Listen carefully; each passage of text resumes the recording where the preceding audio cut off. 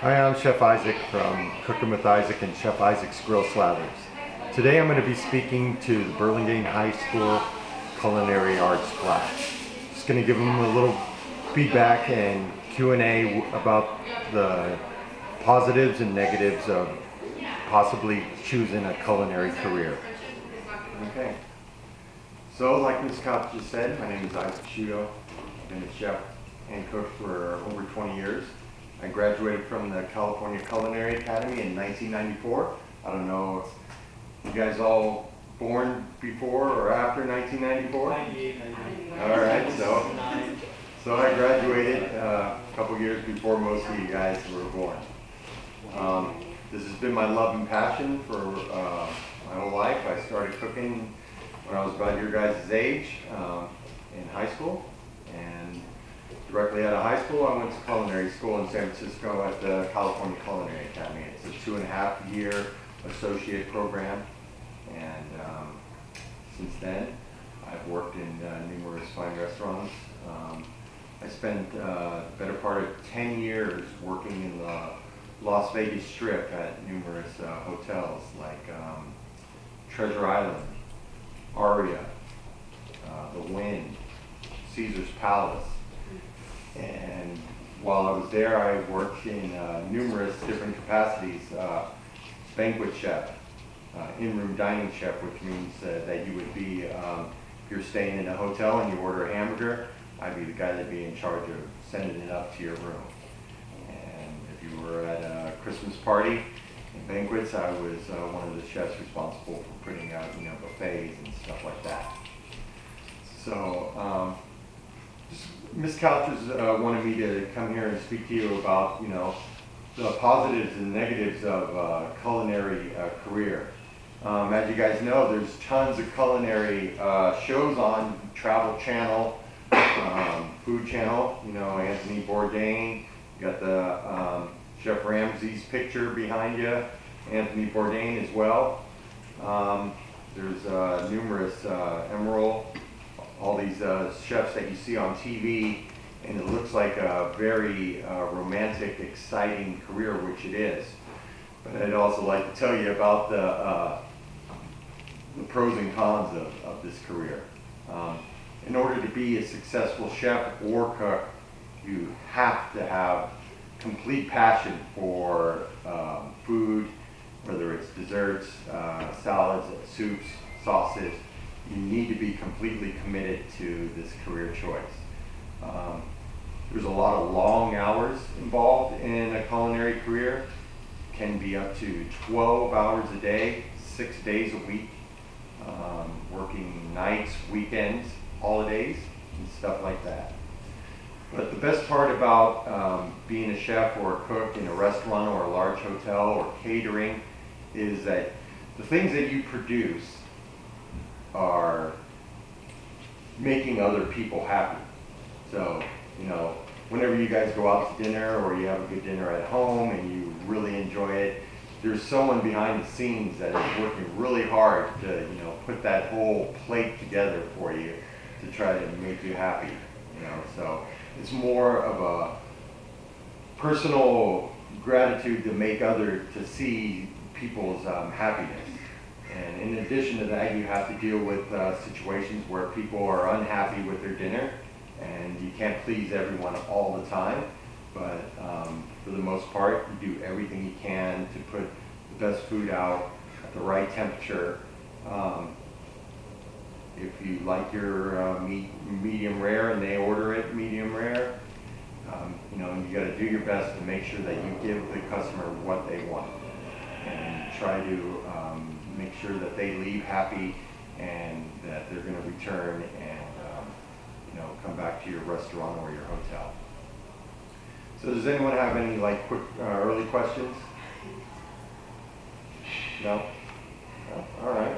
So, sure. What's the most challenging thing you've ever had in your career, like food-wise, as a chef?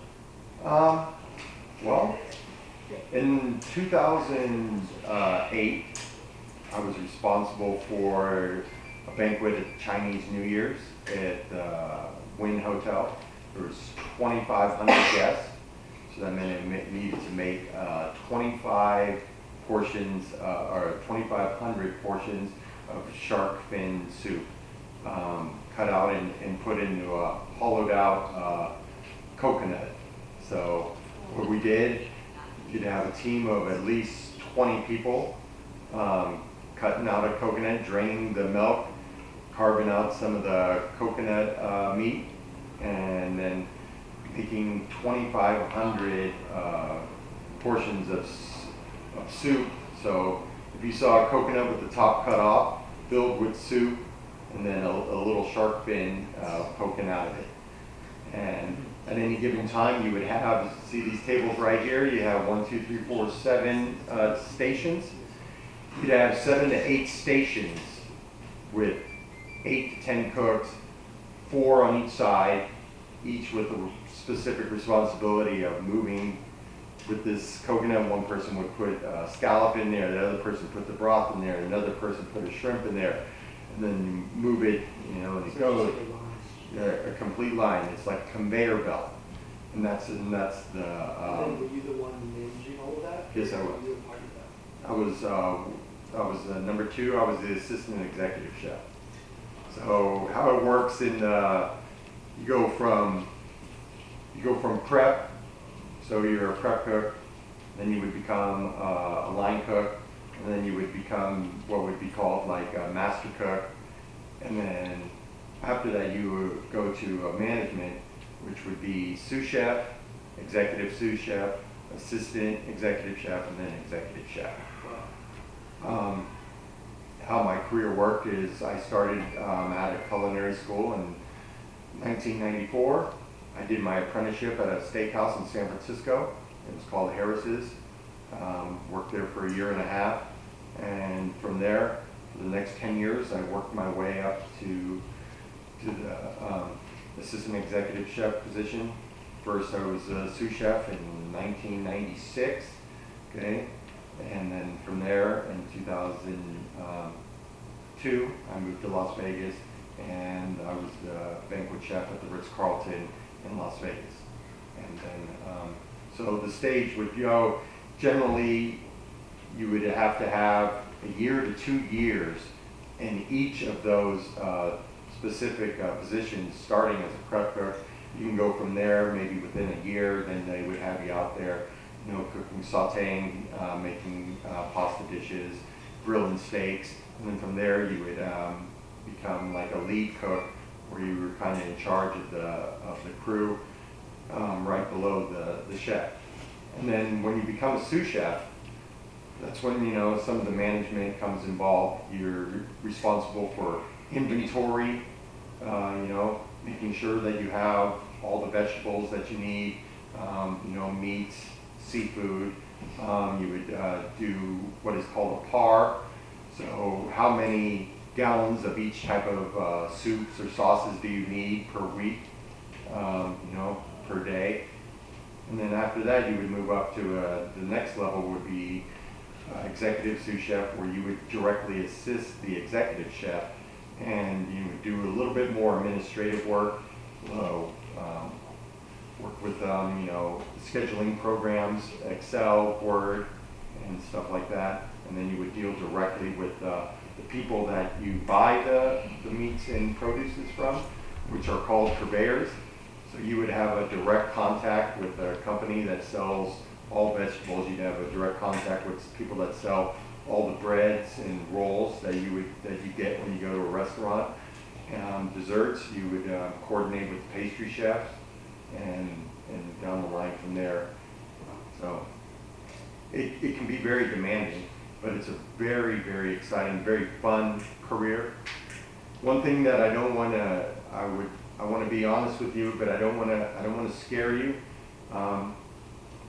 It's a long road to make a very, very good living. And that's one of the things that I really want to caution you about, is the things that you see on TV, and everyone looks like they're, you know, just like having a great time. You see these guys, you know, busting out these, you know, really cool dishes. A lot of infusion things are going on right now, but mixture of Asian and Spanish. You see a lot of Korean tacos and stuff like that. The important thing to know is it's a long road to make a very good career out of this career choice. It's the pay in the beginning is average, mediocre, and when you get to be in my position, the pay is good. And when you go to the next level past me and you get your own poster on the wall there, that's when you start making big bucks.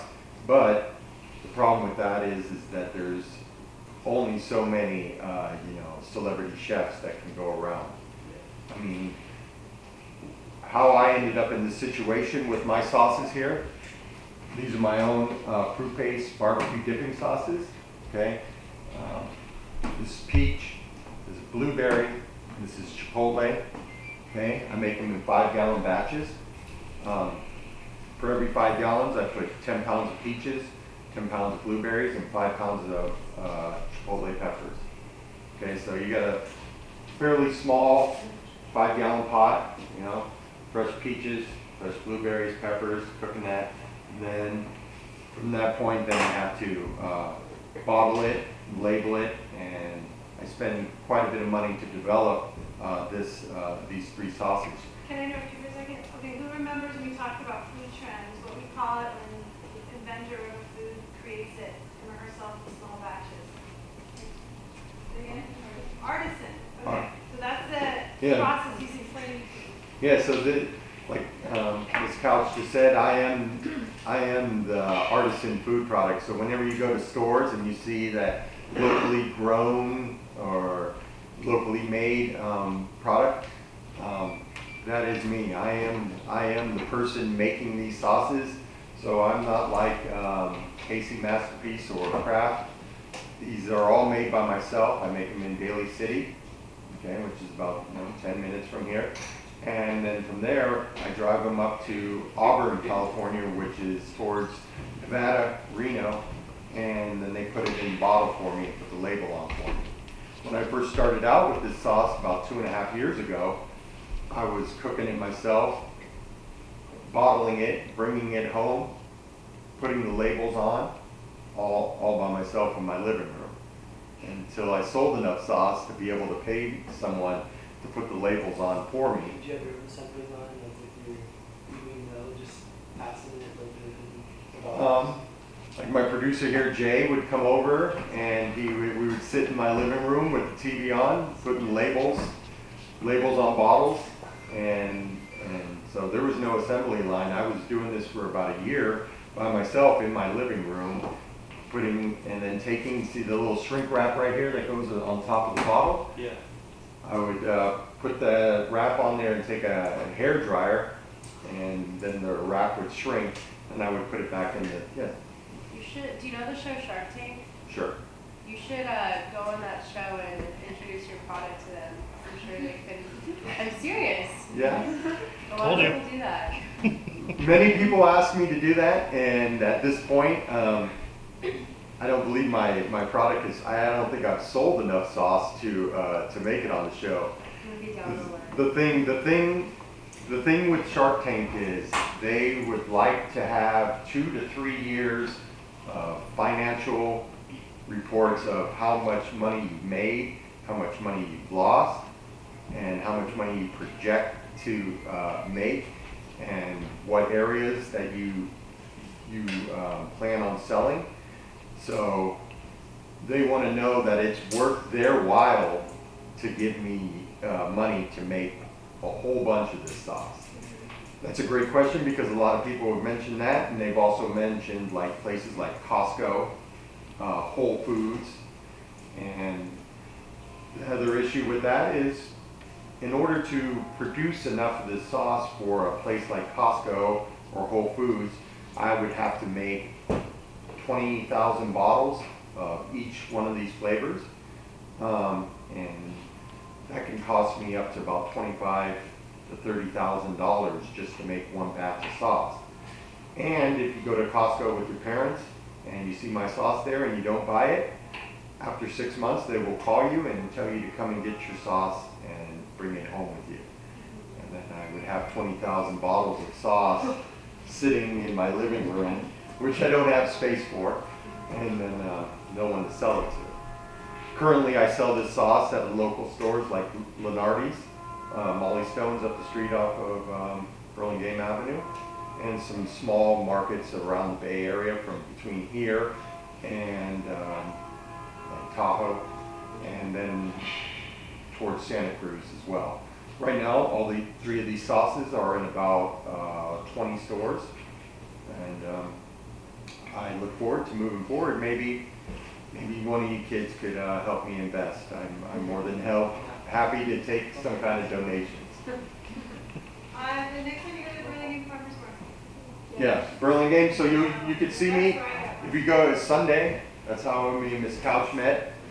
On Sunday, I'm generally from January all the way through December. They close for a month before the Christmas holiday. So I'm in various farmers markets around the Bay Area, like Brisbane, Burlingame, Foster City, a tech company called Symantec. It's in Mountain View. It's over by Moffett Field. So about 4 or 5 days a week, I'm there promoting my sauce, and then the rest of the time I do my other business in addition to Chef Isaac's Grill Slathers is Cooking with Isaac. And that's how I originally started out being an entrepreneurial chef. At the same time as I started the Grill Slathers, I started out doing in-home cooking classes for people. So what I do is I go to your house, and based on your budget or your family's budget, I buy the food for you, I bring it to you, and then whoever's working with me, like if you guys are interested in cooking, and there's a specific dish you want to make, like lasagna or something like that, then we work on the dish together, step by step. We cut the onions, make the sauce, cook the pasta, make the dish, and then we present it together with you and your family or friends, and then you and your family and friends eat. I clean up and go. And so that's what I do. I do that probably once a week. I go to people's houses, and the next time I'm going to be doing it is next Friday. I'm going to be going to a family's house in Woodside. We're going to be grilling or roasting whole bronzino, which is a medium-sized Mediterranean bass. We cook that whole. We're going to make a carrot ginger soup, and then one of my little favorite signature dishes, I'm going to do what I call Brussels sprout hash. You take fresh Brussels sprouts, cut them in half, roast them, diced red bell pepper, cremini mushrooms, bacon, and red onions, and then you roast the Brussels sprouts, saute the vegetables, add them to the Brussels sprouts at the last 10 to 15 minutes, and you have like this melange of vegetables, very healthy except for the bacon, but everyone, unless you're a vegetarian, you can't get away from bacon being delicious, right? I mean, it's good stuff. Some people don't care for it, but it's definitely the perfect way to make a dish really tasty. So why don't you guys tell me a little bit about any things favorite foods that you would ever be interested in cooking when you guys go home? Somebody? Nobody? What are some of the things that you say, oh, can we make, and you always have? I love mashed potatoes, but I can never make it that great. I'm serious, I love that. All right. Yeah, it's a great dish. It's classic. It's just sometimes it's too thick and sometimes it's too watery. And Yeah, it's hard to I'm serious. I just what? For dinner or something. So, all right, well, if you're making, how many potatoes you put in your, how many potatoes do you use? I don't know. I haven't made it in a while. I got kind of discouraged. But I use like potatoes and milk, and Sure. I like some garlic in it too. Sure. And I just don't know like some butter. I don't know how to like proportion it. Well, to help with the creaminess, I would use cream instead of milk. Oh. Heavy cream. Okay. Okay. So if you're doing a portion for 4 people, that would be roughly 2 pounds of potatoes, 8 ounces per person. Okay, that's a pretty healthy portion. So I would put two cups of heavy cream, and then a ½ pound of butter. Melt that, and then you add about 6 cloves of garlic into the butter and cream, and then keep the cream and the butter separate. Let it simmer, and if it starts to boil, and you lower the temperature, and just bring it let it simmer, and then you would peel, and to make the potatoes cook faster, you cut them in quarters, and add a little bit of tablespoon of salt to the water. Put the potatoes in with the water cold. Okay? Then let them boil together. So the process should take about 40 minutes.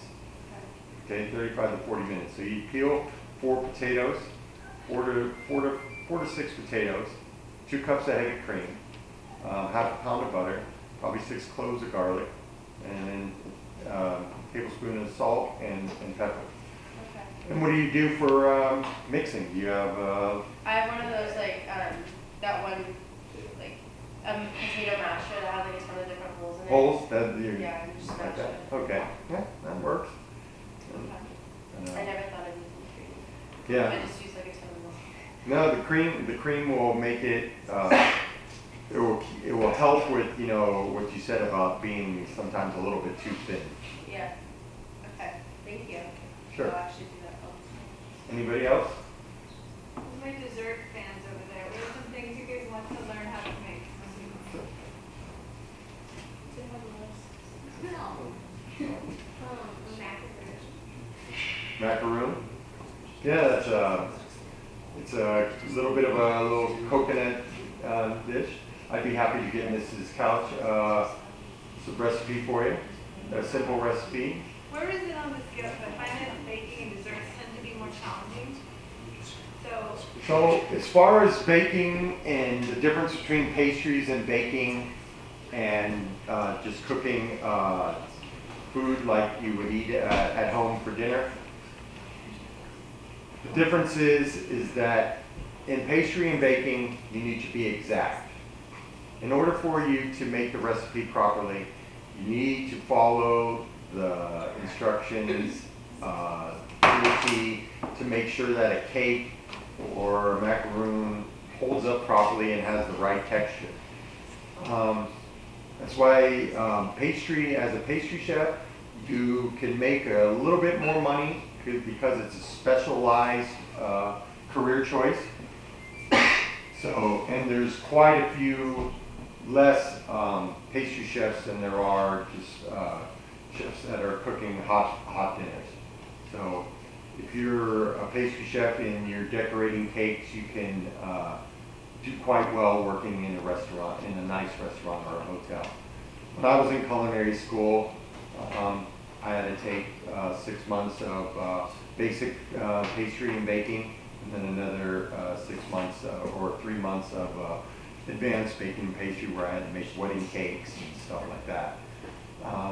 It's definitely a hard career choice compared to regular. It's something that takes perfection, right? Like they want to make creme brulee and Yes. molten chocolate lava cake. Lava like cake. that are hard to perfect the first time around, right? Yes, so that's the thing. Whereas, like I just mentioned about the mashed potatoes, you can roughly put, 2 cups of heavy cream to make the mashed potatoes. But when you're making creme brulee, you need to have the right amount of eggs, the right amount of cream, and the right amount of sugar to make sure that it cooks properly and holds up. So you can't deviate from the recipe. What you can do is, like, if you want to change the flavors, you can add different flavors and ingredients, but the ratio of salt and pepper or salt and flour, you need to be exact and make sure that you follow the recipe properly in a pastry or baking class. So. Sure. What do you specialize in? Mostly at this point, I have a passion for barbecue. Okay, and that's how Chef Isaac's Grill Slathers started out. I started out about 2.5 years ago, barbecuing a whole beef brisket for some people, and I have a 5-foot barrel smoker where you put the wood, you light the wood on the side, and it doesn't directly make contact with the meat. So inside the smoker, you're getting all the flavor from the different woods like cherry, hickory, almond wood, and a whole brisket can take about 10 to 12 hours minimum to make. It's a very long and tedious process. I don't know, you guys ever had like a brisket sandwich or a pulled pork sandwich, something like that? Yeah, so yeah, a brisket takes over 10 hours to cook in a smoker. So, because if you don't cook it that long, if you only cook it like 5 or 6, it's going to be like trying to gnaw on your shoe. It takes a very long time to to be tender. So, I do a lot of cooking for people, like parties for ribs and chicken, like I said, brisket, and how the 3 sauces came about. The blueberry was for the brisket that I told you about. Okay, I had some fresh blueberries one day at home, and people wanted brisket, and so I wanted to make a fresh sauce out of fruit. I used the blueberries, and they were really happy with it. So 2 weeks later, they came to me and they asked me if I could do something with another fruit, and I smoked a whole side of salmon, which takes about 2 hours in the smoker at about 310 to 15 degrees. And I cooked down some peaches, and I used the peach sauce as a glaze over the salmon. And the chipotle, I used that on barbecue pork butt. And a barbecue pork butt will take approximately 6 hours to cook. Quick question for you. Remember we talked about flavor profiles. The peach lather on the salmon, smoked salmon is an example of which 3 flavor profiles. That's kind of an example of using those flavor profiles. Thank you. Yeah, she's exactly right. A lot of people, I don't know, when you've tasted barbecue sauces, they all kind of taste like kind of fancy ketchup or something like that. They all kind of taste the same. And a lot of people are unsure about the sauces that I make because they have fruit in them. But like Ms. Couch said, these are flavor profiles and they're complementary flavors. So when you put something sweet on something savory, they work together like what I like to say, like peanut butter and jelly. So, your peanut butter is kind of salty, your jelly is sweet, but they make a great mix together, right? So that's what I was going for there. So, but more about my career.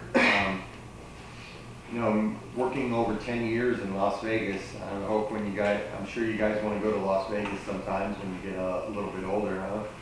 I mean, it's very exciting and demanding. These hotels are very big. There's like 4,000. He works at the hotels, yeah. We get some food. Well, I used to, but for a long time. And some of these hotels are like 4,000 rooms, so you're serving like 2,000 meals a day. It can be very hectic. And like I said, it's a passion. It's a career of love and passion. It's totally different than anything else that you would go to when you guys graduate and go to college, and you're interested in computers and stuff like that. It is a kind of job where you have to give all of your dedication to if you want to succeed in a business like this. So, anyone else? Come on, all you guys. Someone's got another question for me. No? What are some of you guys' favorite foods? Burgers. Yeah, there's nothing better than a good burger. Personally, I'm an onion ring guy. I prefer onion rings over French fries, but yeah. Mac and Yeah. cheese. Mac and cheese? Absolutely. Is there a place that you've been that you think that you had like the best food ever? What's your favorite restaurant? I was asking you for Burlingame, what his professional opinion of the Burlingame restaurants, because there are so many and they're all expensive. What's kind of worth it? So.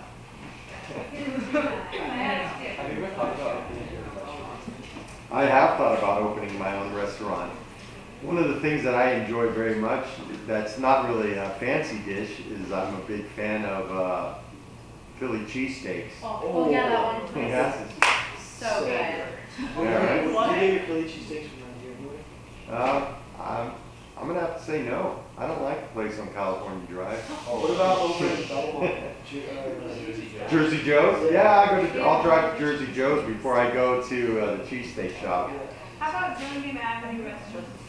Burlingame Avenue's restaurants. All right. Well, like, So good.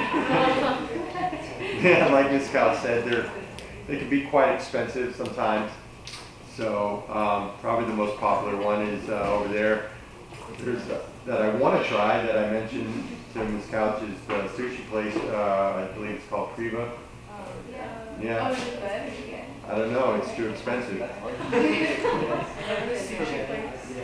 But we do go to Trapeze. My aunt and I and our friend Adam back here like Trapeze. Is it true that Adam helped you invent the name Slathers? Because he claims to have. Oh, he might have put a little bit of input. Adam here is my neighbor. Oh. He might have helped me. Given in the beginning, he might have helped me with some taste testing.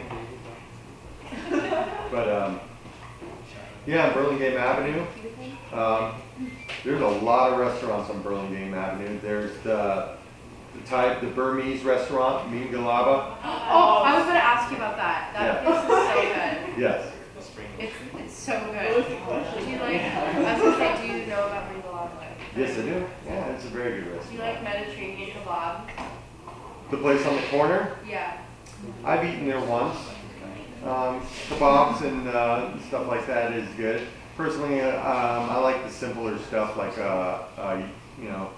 gyros, gyros, whatever you want to call it. I prefer that more simple Mediterranean type food. I like Italian food. What was the name of the restaurant that we discussed? The Italian restaurant over there by Not sweet. the... No. What's his name? El Fornaya. No, it's near El Fornado. What is it called? No. Rico or something? No, it's right by the tanning salon over there by the... Oh, Scala Alpina. Yeah, that's a good place. Very good place. So, but yeah, as far as a good cheesesteak, you need to, if you want a decent cheesesteak, you need to go to at least the Belmont Jersey Joe's. Jersey Joe's. Yeah. It's much better than the cheesesteak place on California. Yeah, and I don't know if you guys. New sandwich place, I was just going to mention that. Personally, as far as I go, I'm more of a, what I would consider myself as a traditional chef. Okay, so I love, and I'm Italian by heritage, so I like meats like coppa, prosciutto, stuff like that. Good salamis, and when it comes to places like Ike's, and they put like mozzarella sticks on their sandwiches, personally, in my professional and food taste opinion, a good deli sandwich doesn't need to have mozzarella sticks and a bunch of goofy stuff on there. I personally would just stick with just the meat, lettuce, oil, vinegar, mayonnaise, mustard, salt, and pepper. So with that said, in this area, I would just go to the place on the corner, Sam's. It's reasonably priced. They use good quality meats, and it's very simple. Do you have a favorite food truck off the street? Right now, I like there's this new food truck that they serve cream puffs. Oh, yeah. Yeah? You like that one? So every Tuesday, have you guys gone to Off the Grid? It's over there off of Burlingame or Broadway. Which one? The Off the Grid on Tuesdays Yeah. on Burlingame. The food truck craze started probably about 7 years ago. Yeah, so yeah, it's been over closer to probably 8 to 10 years of food trucks. The thing with food trucks now, you can only make so many different kinds of burritos. Okay? You know, so all these food trucks that are popping up, they're trying to make crazier and more interesting styles of food pairings, trying to mix Asian, like I mentioned, Asian with Latin food. You know, making cream puffs in a food truck, trying to make sandwiches, mixture of like Italian sandwiches with like Balinese sandwiches, Vietnamese sandwiches, which are very popular.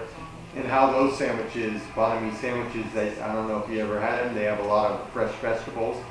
That's a mixture of French and Vietnamese cultures, because at one time, you know, France was running Vietnam, and so they combined the French bread from France with the fresh vegetables from Vietnam. So, does anyone here have any interest in possibly choosing a culinary career? I thought about it. Yeah, because we went to a field trip at the Culinary Institute in SF.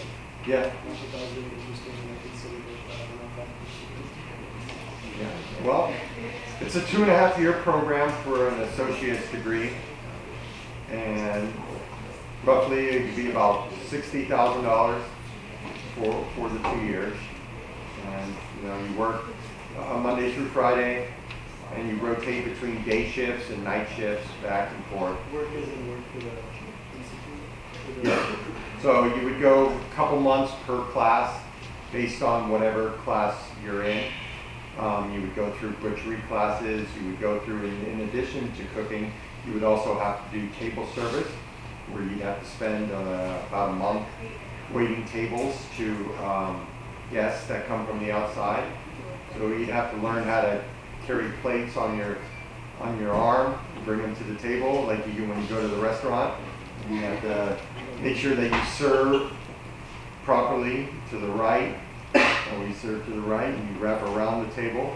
You'd have to take, like I said, the baking classes. You would also have to do butchery, and they would probably take you on a field trip to show you how a pig or a cow is killed.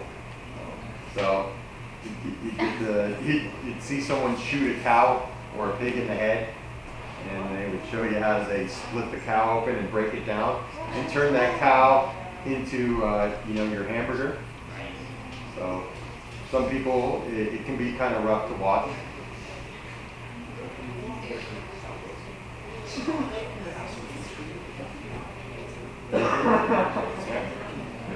Any more questions, guys?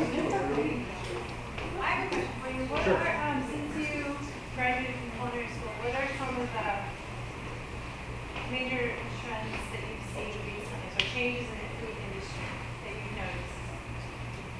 A thing called cryovacuum, where you shrink, you put the meat or vegetable in a vacuum sealed bag, and then you boil it at a certain temperature, and it comes out exactly the same every time.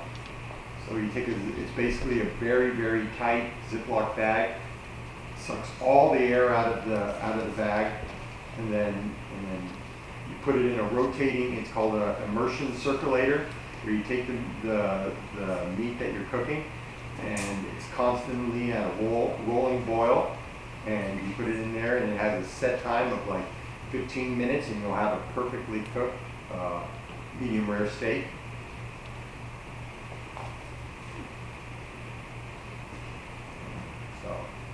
One of the big trends is, in addition to food trucks, is barbecue. But we're not really in that's more of a southern North Carolina, Texas type of where the history comes from barbecue. Okay, so I got a few snacks over here. Is anyone interested in heating up and making some snacks to dip in with the sauce?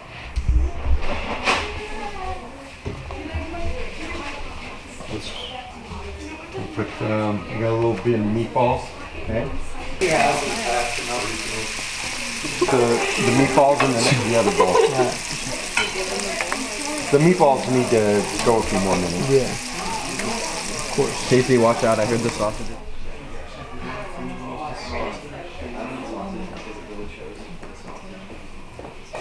Alright. And then salt, pepper. So what we want to do, we want to take, so we're not cross-contaminating. And take a little bit of salt, put it in a container. Take a little bit of pepper, put it in a container. Okay? So 2 separate containers. Alright.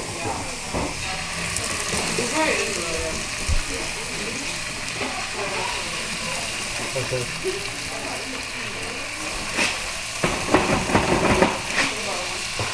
Oh, it's so subtle and it's so good. The blueberry, oh my god.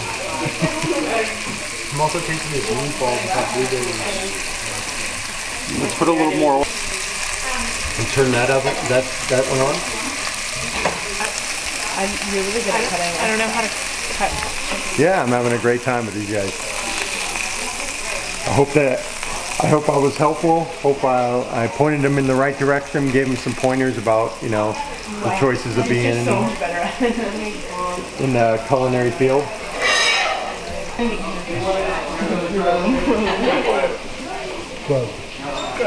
Watch this out.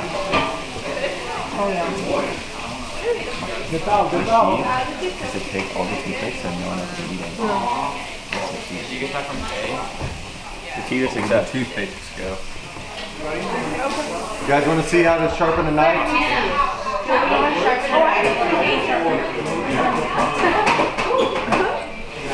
So this right here is called a diamond steel.